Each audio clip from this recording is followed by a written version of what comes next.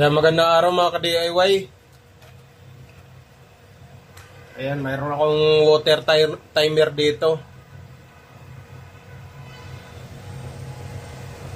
1232. Ayan, yan yung ano niya. Model 1232. At tingnan nyo mga ka-DIY. Water timer to. Mayroon kasing water timer na ano, yung mga dating water timer. Walang output na 12 volts. Kaya ito maganda to, oh. Tingnan nyo.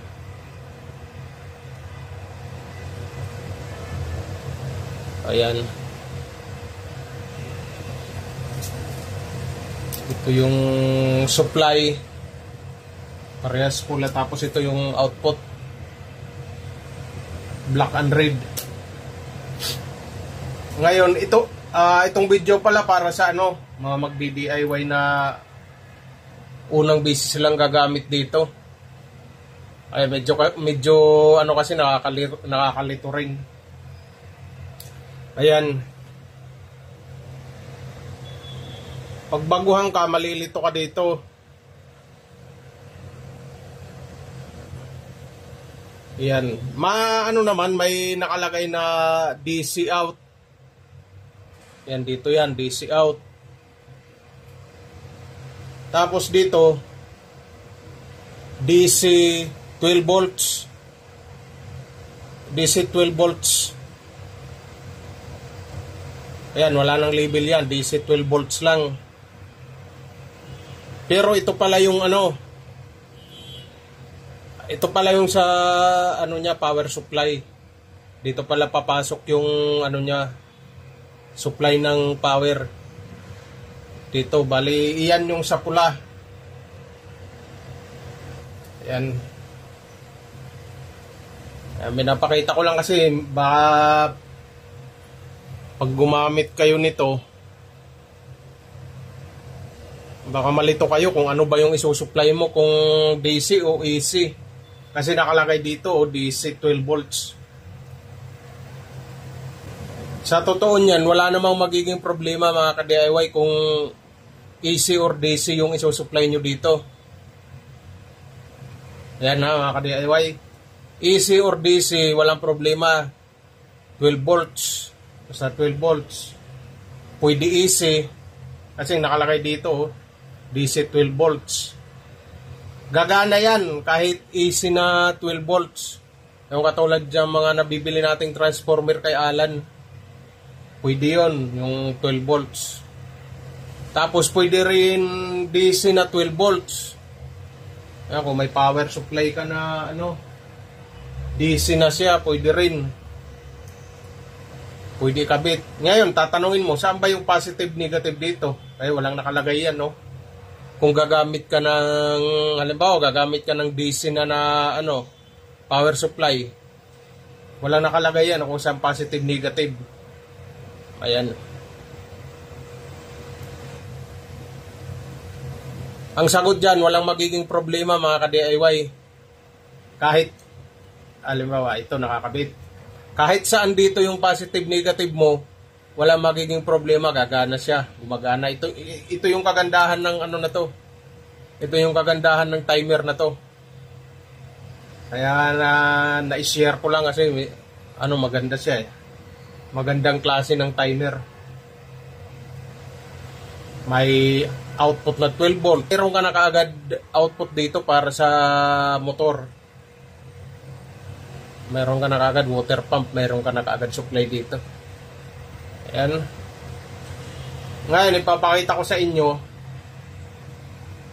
na gagana siya sa pag-DC yung ginamit natin kahit baliktaran.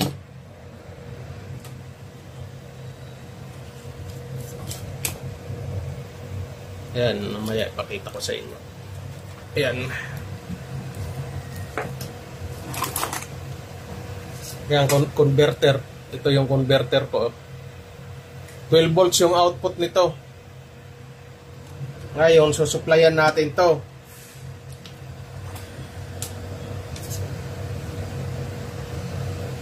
Para di kayo malito kung saan, paano nyo iwawiring yung input ng supply. Ayan.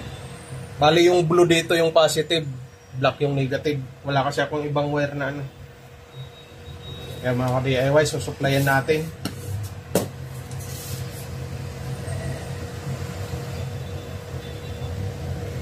Nahuhugot, maluwag dito sa ano eh. Nakasaksik lang kasi. Ayan. Kita nyo mga ka-DIY, sumindi siya. Ngayon, babaliktarin din natin. Pagpapalitin natin. Dito naman yung positive sa kabila. Dito natin susupply. Ayan.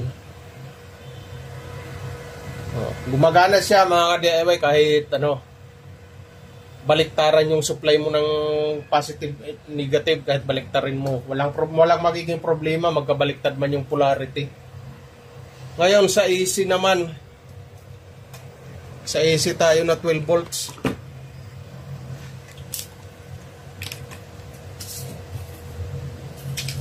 Ito. Itong transformer na lang. Wala kasi ako yung maliit.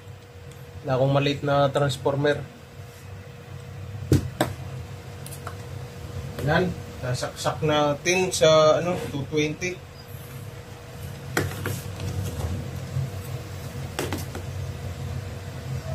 Saka natin ikakabit.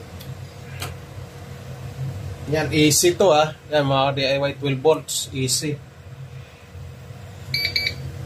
Ayan, gumagana din siya. Yan, ganyan. Ito yung kagandahan sa timer na to. Pwede siya sa AC and DC power na ano supply. Gumagana siya. Yan lang para sa mga baguhan lang nagagamit nito. Yan mga ka-DIY.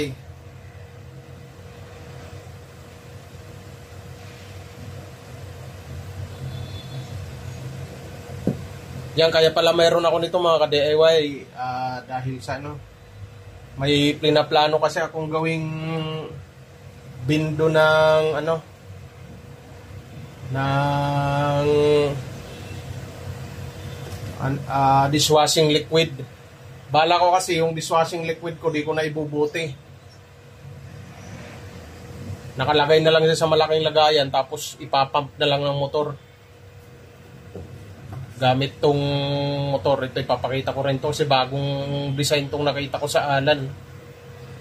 Sa Alan store doon sa pwesto nila. Kaya mga ka-DIY, bali share ko lang, baka gumamit din kayo ng ganitong timer sa mga susunod nyo rin na project. Bali ito yung model 1232. Yan, maganda gamitin to mga ka-DIY, ang bilis lang isit ng oras.